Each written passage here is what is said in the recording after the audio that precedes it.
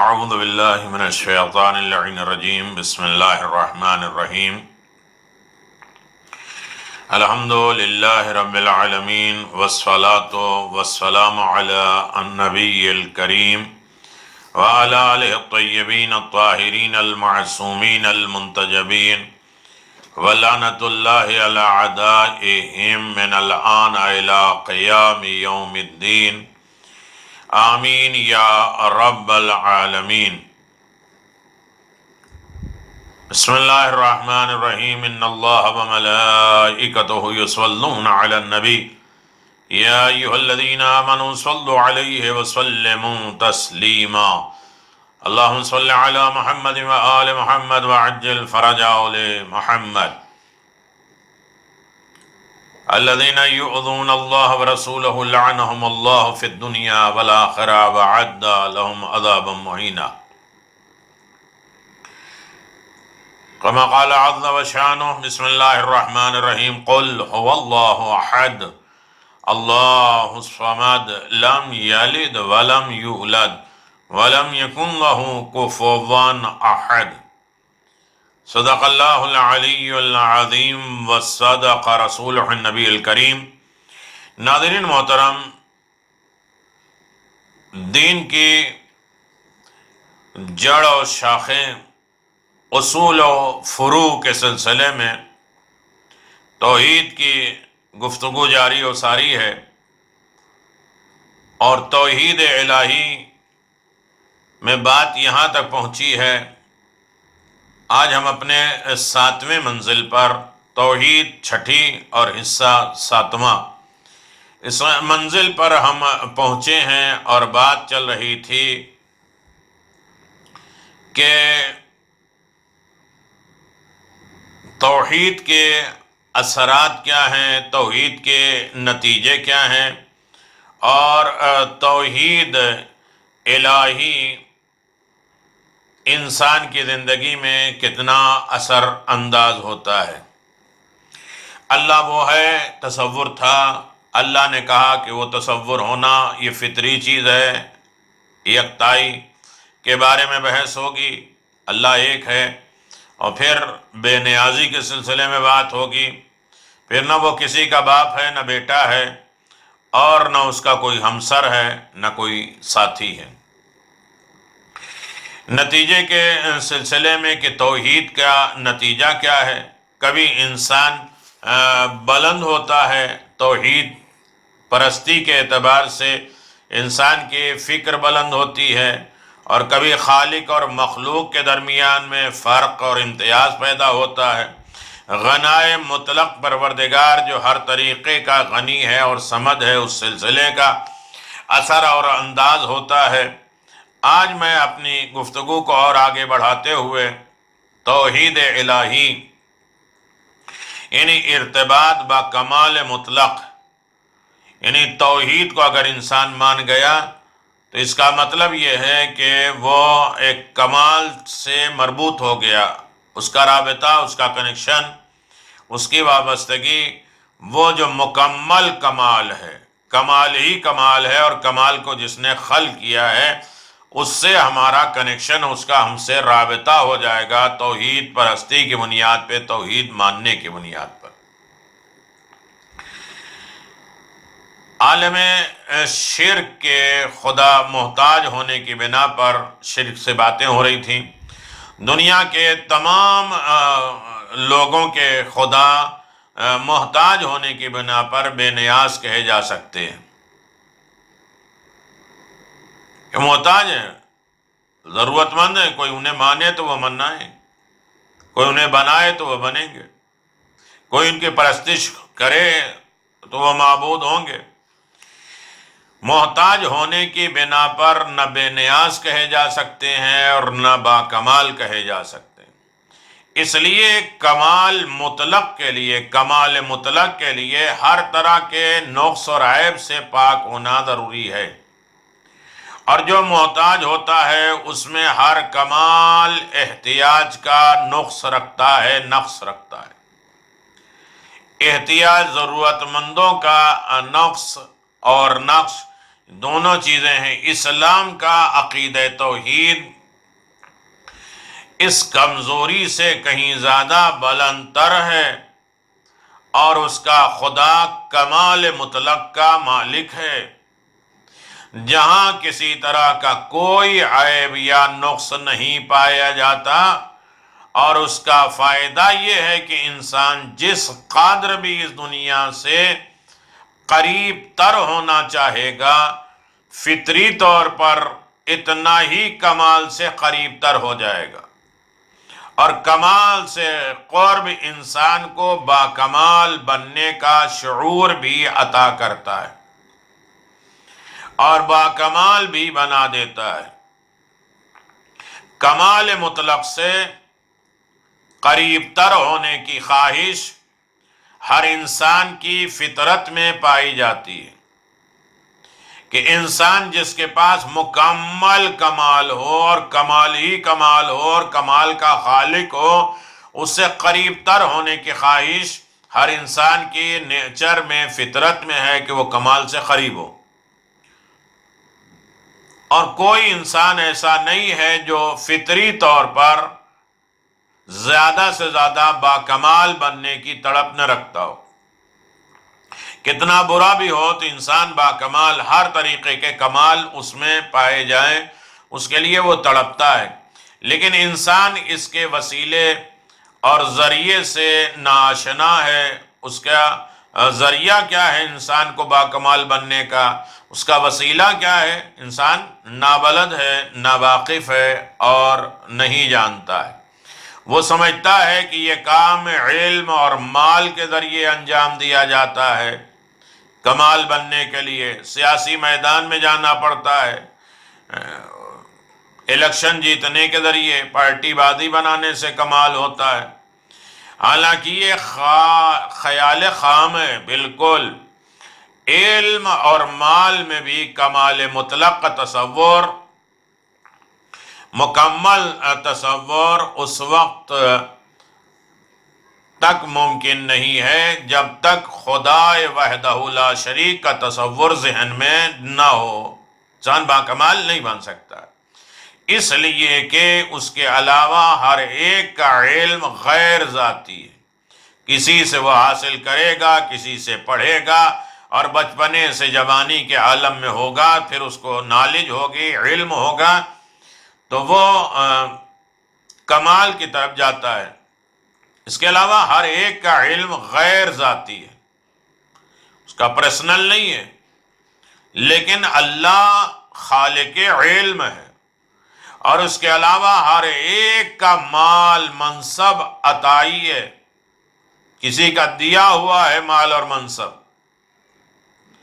اور جس کے پاس غیر کی دی ہوئی دولت ہوتی ہے وہ عطائی کمال کا مالک نہیں ہوتا، وہ کمال مطلق کا حامل نہیں ہو سکتا، اس لیے کہ وہ علم کا بھی محتاج ہے، دولت کا بھی محتاج ہے، کسی کے دینے کا بھی محتاج ہے، کسی سے سیکھنے کا بھی محتاج ہے، لیکن ہمارا خالق، ہمارا مالک وہ ہے جو کمال کا بھی خالق ہے، علم کا بھی خالق ہے، دولت و سرمایہ کا بھی خالق ہے، مکمل غنی ہے وہ میرا مالک، مکمل بے نیاز ہے وہ پروردگار، اور وہ کسی کا محتاج نہیں ہے۔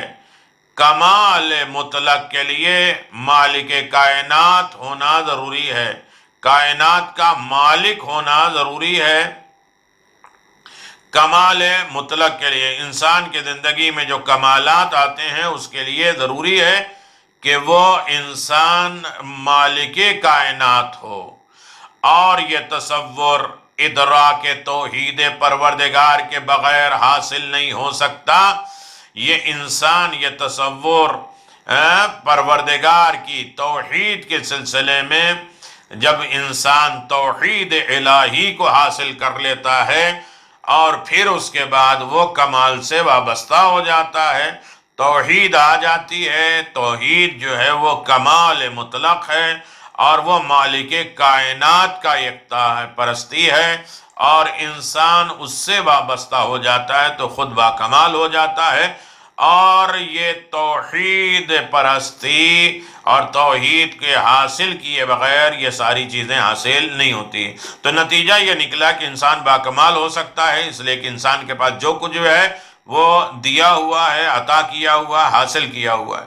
لیکن توحید پروردگار کے اقرار کرنے میں نتیجہ یہ نکلتا ہے، اثر یہ نکلتا ہے کہ انسان بھی کمال ہو جاتا ہے، اس لیے کہ جس کی توحید ہے وہ مالک کائنات ہے، کمال مطلق ہے، ہر طریقے کے کمالات، اچھائیاں، خوبیاں اور خلقیت اور امریت اسی کی پائی جاتی ہے. اس کے اثرات میں انسان اس سے مربوط ہو جاتا ہے، رابطہ کرتا ہے، اس لیے کہ وہ کمال کی طرف جانا چاہتا ہے اور کمال صرف خالق مطلق کے پاس ہے، اور جس سے حاصل کرنے کے لیے اس سے وابستہ، اس سے رابطہ اور اس سے کنیکشن ہونا ضروری ہے.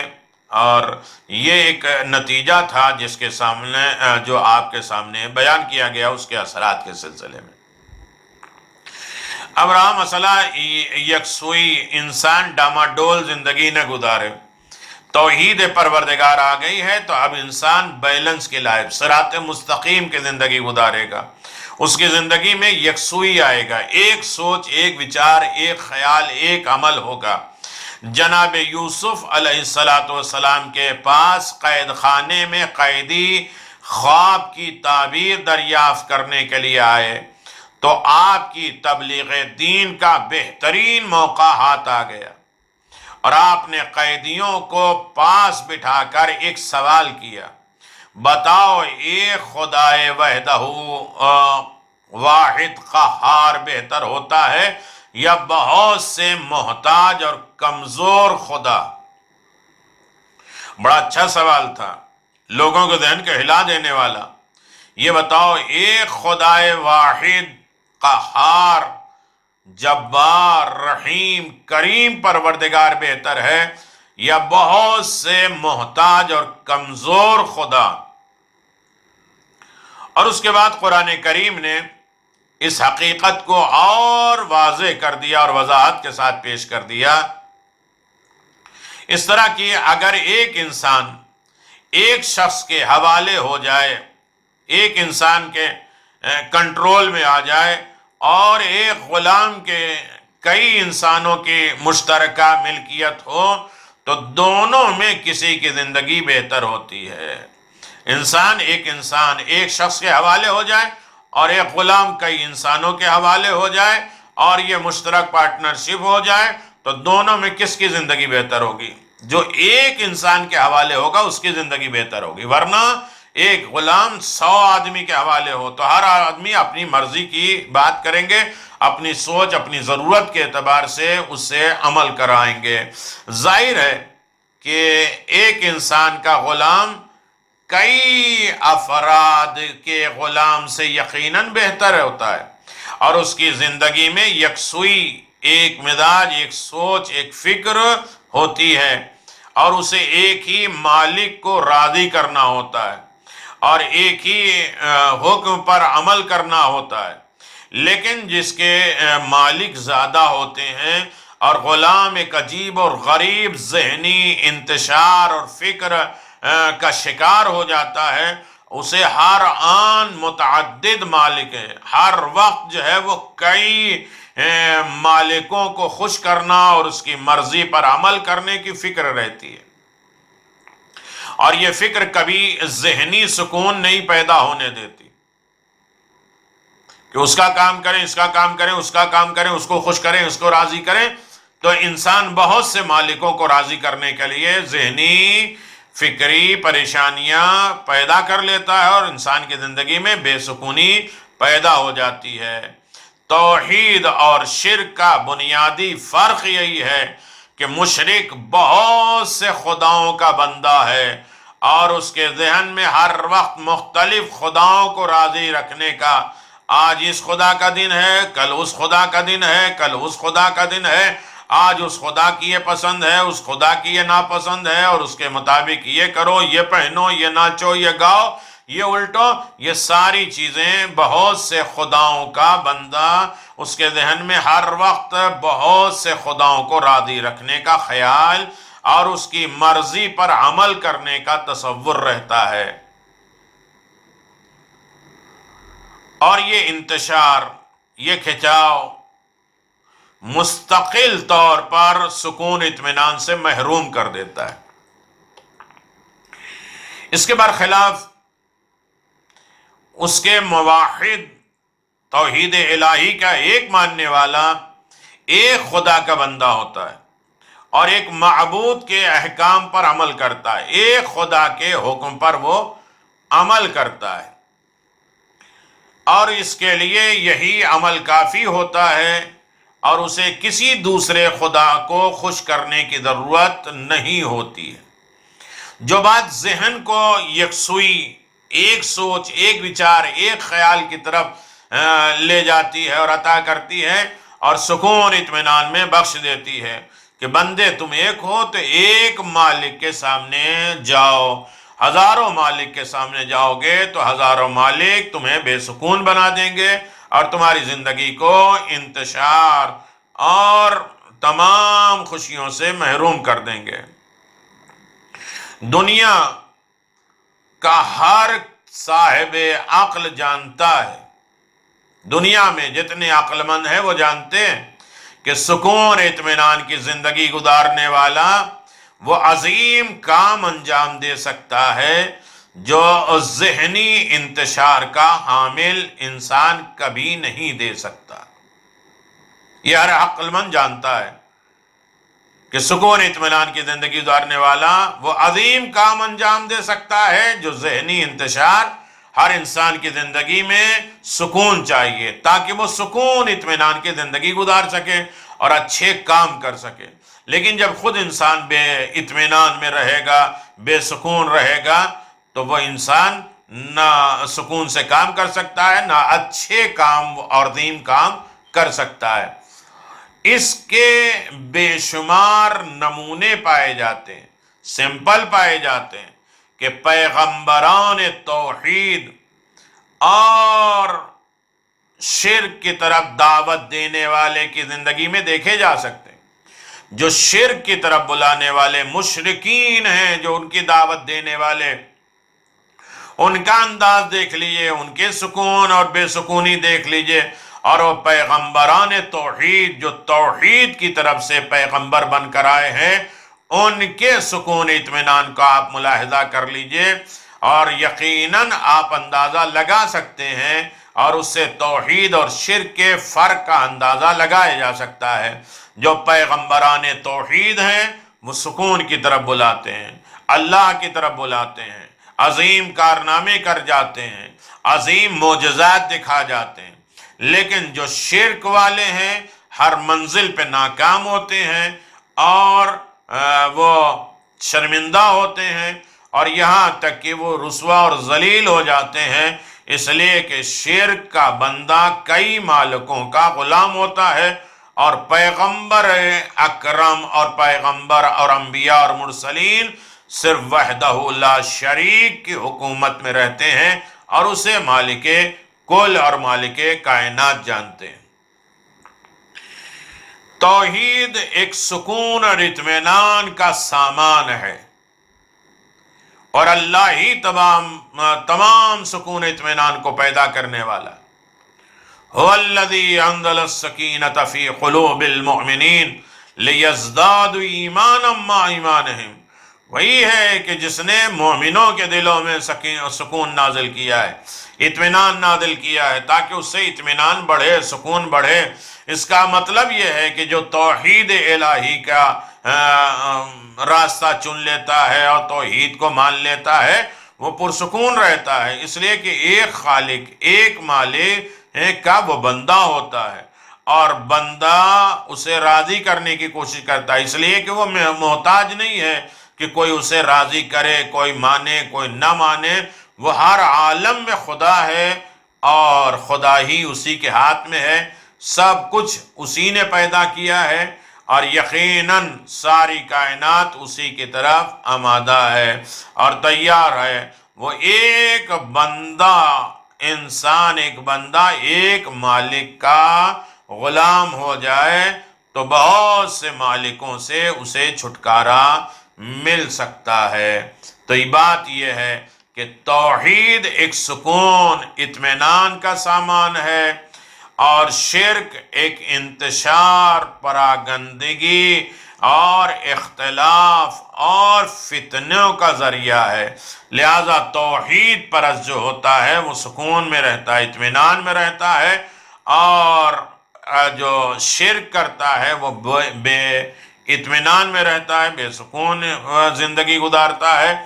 لہذا ہر عالم میں توحید کا کچھ نتیجہ ہے، اثرات ہے جو ہماری زندگی میں آتا ہے۔ انسان یکسوئی ہوتا ہے، ایک راستے پر، ایک سوچ کا، ایک فکر کا مالک بن جاتا ہے، اور وہی انسان اس دنیا میں اور آخری دنیا میں کامیاب ہونے والا ہے۔ یہ لہذا انسان کی زندگی میں ایمان اور مسئولیت ساز و امید آفرین ہے۔ انسان کی زندگی میں ایمان سکون کے لیے چاہیے، اور انسان کی زندگی میں کچھ اس سے سوالات ہوں گے، کچھ ذمہ داریاں ہوں گے، کچھ ڈیوٹی ہوگی، اور اس کا سامان امید اور خوش مزاجی۔ آپ دیکھیں کہ ایک انسان کی امیدوار بناتا ہے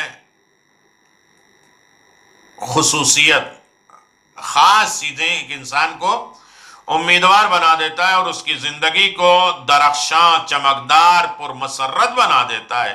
ایک خصوصیت، ایک خاصیت انسان کے اندر ہو جائے، اور خصوصیت اگر پیدا ہو جائے تو انسان کو امیدوار بنایا جا سکتا ہے، اور اس کی زندگی کو درخشاں، چمکتا ہوا، پرمسرت بناتا ہے۔ اس سبق میں ہم اس بات کی وضاحت کریں گے کہ صرف الہی تصور کائنات کے پرتوں میں اور فقط خدا پر ایمان کے سائے میں انسان اپنی زندگی کو جد و جہد اور نشاط اور کامیابی کی توقع کے ساتھ گزار سکتا ہے۔ سکون کی تلاش، یعنی انسان جو ہے وہ اطمینان اور سکون کے اعتبار سے اگر انسان یکسوئی رکھے اور خدا وحدہ لا شریک کا اقرار کرے جس کی طرف پیغمبروں نے بلایا ہے، تو انسان کی زندگی میں سکون آتا ہے۔ سکون کی تلاش انسان کی خواہشوں کی ایک خصوصیت یہ ہے کہ وہ محدودیت قبول نہیں کرتا، ایک جگہ رکنا نہیں چاہتا، وہ امپروو کرتا ہے، آگے بڑھتا، حرکت ہوتا ہے انسان کی زندگی میں۔ انسان کی میلان کی کسی منزل پر ختم نہیں ہوتی ہے، انسان کی آرزو تمنائیں کبھی ختم نہیں ہوتی ہے، وہ طاقت اور شہرت کے کسی مرتبے پر بھی قناعت نہیں کرتا کہ اب یہاں تک آ گئے ہیں تو ہم یہی رکھیں۔ نہیں، انسان کے پاس بہت کچھ ہے، لیکن وہ الیکشن پہ الیکشن لڑا جا رہا ہے، میدان پہ جا رہا ہے، مجلسیں پڑھ رہا ہے، اور یہ دیگر کاموں میں مصروف ہے۔ اس کا مطلب یہ نہیں کہ وہ نہیں کہے گا تو نہیں کرے گا تو نہیں کھائے گا، لیکن انسان کی زندگی میں یہ جمود نہیں پایا جاتا، انسان کی زندگی میں میلان پن پایا جاتا ہے، امیدوں کا مرکز پایا جاتا ہے، اور وہ قدم بڑھانا چاہتا ہے۔ اس کی زندگی میں قناعت اس مرتبے کے اعتبار سے نہیں آتا، وہ ثروت، دولت مند، شہرت کے سلسلے میں کسی ایک جگہ نہیں ٹھہرتا، نہیں رکتا، اور اس کی ہوس کی کوئی حدود انتہا نہیں ہے۔ دوسری طرف دنیا اور اس کے مادی چیزیں ہر طرح کی محدود مختصر ہیں، اور انہی محدود چیزوں میں سارے انسان حصے دار ہیں۔ انسان کا دل احتیاجات، ضرورت سے لبریز ہے، بھرا ہوا ہے، نامحدود میلان امیدیں سے سرشار ہے۔ وہ اپنی خواہشوں کو پورا کرنے کے لیے دو کرتا ہے، کوشش کرتا ہے، رات دن کارو کوشش میں مشغول رہتا ہے، لیکن اسے جو کچھ ملتا ہے وہ اسے معنی نہیں ہے، رکاوٹ نہیں ہے کہ انسان جو کچھ مل گیا اس پر صبر شکر کرے۔ اگر اسے فرعون کی سلطنت اور قارون کا خزانہ دے دیا جائے تو بھی اس کی خواہشوں کے شعلے خاموش نہیں ہوں گے۔ جیسے سکندر بادشاہ کتنے بادشاہ ہیں جو پوری دنیا پر حکومت کرتے جا رہے ہیں لیکن قتل و غارت میں آگے بڑھتے جا رہے ہیں، ملک قبضہ کرتے جا رہے ہیں، کتنا دولت و سرمایہ ہونے کے باوجود ان کی خواہشیں رک نہیں رہی ہیں۔ لہذا مضطرب، پریشان حال اپنی محدود اور فنا پذیر کمائی کا دیکھتا ہے تو اس کی پریشانی اس کی روح کے مزید بےتاب کر دیتی ہے، اور اس کے تمام تک و دو کوششیں زندگی کے اضطراب اور پریشانیاں بڑھا چکی ہوتی ہیں۔ مادی اور خاکی جہاں کی تمام دنیا کی تمام مادی اور خاکی کے تمام رعنائیوں کے باوجود، دولت اور غنائیوں کے باوجود، جو کہ متلاطم ہیں، ہلچل مچائے ہوئے ہیں اور ہلاکت خیز بھنور میں ہیں، انسان کو چاہیے کہ وہ اس کی موجوں سے، سمندر کی موجوں سے، اضطراب کی موجوں سے، خواہشات کی موجوں سے نکل کر، امیدوں اور آرزوؤں کی موجوں سے نکل کر بآرام ساحل کی طرف بڑھنے کی کوشش کرے اور اپنے وجود کو ہستی مطلق سے وابستہ کر دے۔ وہ جو کائنات کا یکتا ہے، اکیلا ہے، اس سے ہم اپنے زندگی کو ملا دیں، کمال مطلق سے ملحق ہو جائیں، مل جائیں۔ ملنے سے انسان کو حقیقی آرام اور سکون مل جاتا ہے، اور تمام پریشانیوں سے انسان کو چھٹکارا مل جاتا ہے۔ یہ سکون کب ہوگا؟ جب انسان کی زندگی میں یکسوئی آ جائے گی، سب کو چھوڑ کر اللہ کا دامن پکڑ لے، اللہ سے انسان وابستہ ہو جائے جو واحد مطلق ہے، اور اس سے جب انسان وابستہ ہو جاتا ہے تو وہ زندہ رہتا ہے، آباد رہتا ہے، پرسکون رہتا ہے۔ مصیبتوں کے دہانے پر میرے عزیزو، جس شخص کا دل نور ایمان سے منور ہے، رنج و علم کے وقت خدا کی طرف لو لگاتا ہے اور اسی سے سوال کرتا ہے، اسی سے امیدیں لگاتا ہے، ہر رنج بلا میں ان اللہ کہتا ہے نا انسان، ان للہ و انا الیہ راجعون۔ اگر اس منزل پر انسان آ جائے اور وابستہ خدا کی ذات پہ ہو جائے اور اسی سے لو لگائے اور اسی سے امید وابستہ رکھتا ہے تو وہ دنیا کو امتحان گاہ سوچے گا کہ دنیا میں انسان یہ جو مشکلات، پریشانیاں، دشواریاں آتی ہیں، یہ امتحان کی بنیاد پر امتحان گاہ ہے، اور خود کو معرض امتحان اور ابتلا سمجھے گا، خود کو وہ اسٹوڈنٹ سمجھے گا کہ ہمارا ہی امتحان ہو رہا ہے، اس لیے کہ امتحان اچھے لوگوں کا ہوتا ہے، ورنہ ہر طریقے کی برائیاں جو ہم کرتے ہیں اسی برائیوں کا بدلہ ہوتا ہے۔ امتحان تو انبیاء و مرسلین کا ہوتا ہے۔ اس لائق انسان یہ سوچ لے کہ دنیا میں امتحانات ہی ہیں، اور ہم امتحان دینے والوں میں ابتلا اور مصائب اور آلام میں گرفتار ہیں۔ وہ دنیا کو چراگاہ اور خوابگاہ خیال نہیں کرے گا کہ انسان یہیں رہنا، یہیں سونا ہے اور یہیں ختم ہو جانا ہے، اور یہیں ختم ہونے کا تصور نہیں ہوتا۔ زندگی تاریخ ہو جاتی ہے اگر انسان سب کچھ اسی دنیا کو سمجھ لے۔ اگر انسان کو بلند ترین مقام مل جاتا ہے تو وہ اسے ایک تکلیف سمجھتا ہے۔ انسان اپنے بڑے بڑے عہدے کو بھی تکلیف دہ سمجھتا ہے، اس کی ذمہ داری، ڈیوٹیز بڑھ جاتی ہے۔ ایسا نہیں ہے کہ اب ہمارا ہی سب کچھ ہے، تخت و تاج، ہم اسی کے اوپر حکومت کریں گے۔ اس پر مغرور نہیں ہوتا ہے، جو مل جائے، بلندی ہو جائے، اس پر انسان مغرور نہیں ہوتا اچھا انسان، اور اس پر مصیبتوں کے پہاڑ ٹوٹنے لگے تو وہ صابر اور بردبار اور حلیم مزاج ہو جاتا ہے۔ تو وہی انسان کی کوالٹی اور شخصیت کو سمجھنا چاہیے کہ مل جائے تو مغرور نہ ہو، نہ ملے، امتحانات ہوں تو انسان بے صابر نہ ہو بلکہ صابر کا دامن پکڑ کر چلتا رہے۔ لیکن مادی انسان کا مقصد یہی خاکی دنیا ہے۔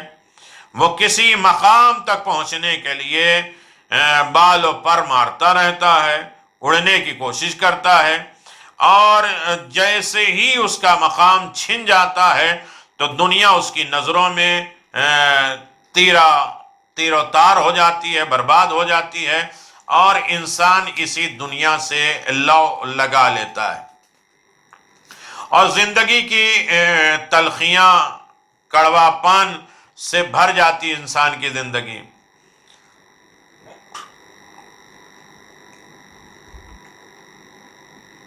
مرد خدا، جو خدا کا بندہ ہوتا ہے، وہ موت کو فنا نہیں تصور کرتا ہے، بلکہ موت کو بہترین ابدی زندگی گزرنے کے لیے نیا جنم سمجھتا ہے۔ موقع ملا ہے اچھی زندگی گزارنے کا، لیکن مادی انسان موت کو اپنی عمر کا اختتام تصور کرتا ہے کہ موت آ گئی تو سب کچھ ختم، فنا ہو جائے گا۔ لہذا موت، بڑھاپے کی فکر اس کا مستقبل تاریک بنا دیتی ہے، اور عمر کے آخر مرحلے میں انسان متحرک ہو مردے کی طرح ہو جاتا ہے، اور اس کا دل سیاہ ہو جاتا ہے، اور اس کے وجود پر غم اندوز سایہ فگن ہو جاتا ہے۔ موجوں کی زد پر مومن کے لحاظ سے فتح اور شکست میں فقط ظاہری پہلو ہی نہیں ہوتا، بلکہ وہ اسے اس ذمہ داری کے لحاظ سے دیکھتا ہے جو اس کے دوش پر ہوتا ہے، جو اس کے کاندھے پر ہوتا ہے۔ اس نقطہ نظر سے شکست نام ہے فریضے کے انجام دہی میں کوتاہی کا، جبکہ فریضہ اور ذمہ داری کا انجام دہی کی توفیق کو کامیابی کہا جاتا ہے۔ تمہیں ڈیوٹی ملی، تمہاری ذمہ داری ملے، تمہیں فریضہ ملا، یہ تو کامیابی کا حق ہے۔ کس کو یہ نصیب ہوتا ہے یہ امتحانات اٹھانے کا؟ مومن زندگی کے جھمیلوں اور اجتماعی دشواریوں میں خدا کی رضا کا طلبگار ہوتا ہے، اور وہ دنیا کو بھی اتنا نگاہوں سے دیکھتا ہے کیونکہ اسے خدا کے ارادے کا جلوہ سمجھا جاتا ہے۔ اپنی زندگی سے بھی خوش رہتا ہے، چونکہ حوادث، مشکلات، پریشانیاں کو مقدر تصور کرتا ہے، اور خود کو امتحان گاہ میں محسوس کرتا ہے۔ اس لیے اس کے دل میں یاس، نا امیدی اس طرح پیدا نہیں ہوتا۔ یہ چیز تسلیم و رضا، ایکسپٹ کر لینا، اپنے آپ کو سرنڈر کر دینا، اس کو راضی رکھنا، جد و جہد، کوشش اور خدا پہ توکل کے ساتھ، خدا پہ ذات پہ بھروسہ کرتے ساتھ انسان کی زندگی کو خاص شیرینی، مٹھاس عطا ہوتی ہے۔ اسے مشکلات، ناسازگار حالات سے ٹکرانے کی قوت بن جاتی ہے۔ اب انسان اکیلے تو ہے نہیں، اور اکیلے زندگی گزارنے کے لیے آیا ہی نہیں ہے، اجتماعی ہے، لوگوں کے درمیان میں رہ رہا، بیوی ہے، بچے ہیں، گھر ہے، پڑوس ہے، محلے ہیں، اجتماعی میدان میں۔ صحیح اجتماعی زندگی وہ ہے کہ جس میں لوگ ایک دوسرے کے حقوق کا احترام کریں۔ رہیں گے تو معلوم ہے یہ باپ ہے، یہ ماں ہے، یہ بھائی ہے، یہ بہن ہے، یہ بیوی ہے، سب کے حقوق کے پڑوس ہیں، احترام کرتا ہے، عدالت کو ایک مقدس کام تصور کرتا ہے۔ انسان کی زندگی میں عدالت، انصاف، یہ سب سے اعلیٰ چیز ہے۔ وہ بیلنس لائف زندگی گزارتا ہے، ایک دوسرے سے محبت کرتے ہوئے۔ یہ چیزیں فقط ایمان کے ذریعے حاصل ہو سکتی ہے۔ بے ایمان ہو جائے تو اسے کسی کی پرواہ نہیں ہوتی ہے۔ مومن خود کو ہمیشہ خدا کی نظروں کے سامنے سمجھتا ہے، یہ توحید پرستی ہے۔ یہ سارے کمالات مومن کے ہیں، اور مومن خدا سے وابستہ ہوتا ہے، اور مومن خود کو ہمیشہ خدا کی نظروں کے سامنے سمجھتا ہے، اور یہ تصور کرتا ہے کہ خدا میری دلی کیفیتوں سے آگاہ ہے، اور معاشرے کے لوگوں کے لیے جان مال قربان کرنے کے لیے تیار رہتا ہے، کیونکہ وہ سمجھتا ہے کہ میں خدا سے منافع والی، فائدے مند تجارت کر رہا ہوں۔ یا ایھا الذین آمنوا هل ادلکم علی التجارۃ تنجیکم من عذاب علیم۔ तुअमिनु बिल्लाहि व रसूलिहि व तजाहदू फी सबीलिल्लाहि बिअमवालिकुम व अनफुसिकुम ज़ालिकुम खैरुल लकुम इन कुंतुम ताअलमून। ऐ ईमान लाने वालों, क्या मैं तुम्हें उस तिजारत की तरफ तुम्हारी रहनुमाई करूं जो तुम्हें दर्दनाक अजाब से नजात दिलाए, और अल्लाह उसके रसूल पर ईमान लाओ और वो अपने जान माल से राह खुदा में जिहाद करो, इसमें तुम्हारी भलाई है अगर तुम अक्लमंद हो। सूरह सफ आयत नंबर 10 और 11। ये इस बात की अलामत है कि इंसान की ज़िंदगी इम्तिहानात है। इज्तिमाई ज़िंदगी में इंसान अदालत के साथ काम करे और इंसान एक दूसरे के हुकूक का लिहाज रखे। और ये कब होगा? जब मोमिन होगा। और मोमिन कब होगा? जब वहदहू ला शरीक का इकरार करने वाला होगा, वहदानियत खुदा पर इंसान जम जाएगा। खुलासा ये है कि इंसान की ख्वाहिश बेपनाह है। अगर उन्हें पूरा करने के लिए खाकी जहां दुनिया का ये की तरफ मुतवज्जे होगा तो उसकी कोशिशों का नतीजा हैरानी और परेशानी होगी। उसे सुकून हासिल करने के लिए खुदा से लौ लगाना चाहिए, क्योंकि उसके जिक्र से दिलों को आराम मिलता है। अला बिज़िक्रिल्लाह तत्मइन्नुल क़ुलूब। मोमिन जिंदगी के मारूज इम्तिहान और खुद को खुदा के सामने समझता है। मोमिन अपने आप को मुस्तर परेशान इसलिए जानता है कि हमारा इम्तिहान हो रहा है। मिल जाए तो उस पर अकड़ता नहीं है, न मिले तो उस पर बेसब्री नहीं करता। वो खुदा की रजा का तलबगार है। हर आलम में खुदा को राजी रखना चाहता है। चाहे उसकी मुश्किलात पर हो, सब्र करके उसे राजी करे, नेमतें पे शुक्र अदा करके और हर तरीके के उसके फैसले पर राजी होने की कोशिश करे। और उस पर तवक्कुल की वजह, उस पर भरोसे की वजह से मायूसी और नाउमीदी नहीं करता। सही इज्तिमाई जिंदगी उस माशरे में हासिल होती है जिसके अफराद एक दूसरे के हुकूक का एहतराम करते हैं, और ये काम सिर्फ ईमान के परतों में मुमकिन है। जो मोमिन है वही काम ये कर सकता है। मादी इंसान को क्यों इत्मीनान नहीं है? सवाल पैदा होता है कि इंसान मादी परस्त है, दुनिया परस्त है, उसे सुकून क्यों नहीं होता? सुकून इत्मीनान के लिए कैसे हासिल किया जाए? सुकून इत्मीनान कैसे हासिल किया जाए, ये भी एक सवाल होता है। ईमान के बगैर जिंदगी क्यों तल्ख है, कड़वी है? और ईमान मुश्किलों और मुसीबतों को कैसे मीठा बना देती है? इज्तिमाई फलाह को कैसे हासिल किया जा सकता है? हमेशा की कामयाबी इंसान कैसे हासिल कर सकता है? ये थी तौहीद परस्ती और तौहीद के नतीजे। तौहीद के नतीजे में आज आप हजरात की खिदमत में ये बात हुई थी कि कमाल से वाबस्ता हो जाओ, मुकम्मल यकसुई पैदा करो, मोमिन हो जाओ और खुदा के हर फैसले से राजी हो जाना। ये तौहीद का फलसफा है और तौहीद के नतीजे हैं और तौहीद के असरात हैं और तौहीद के बेनिफिट और फ़ायदे हैं।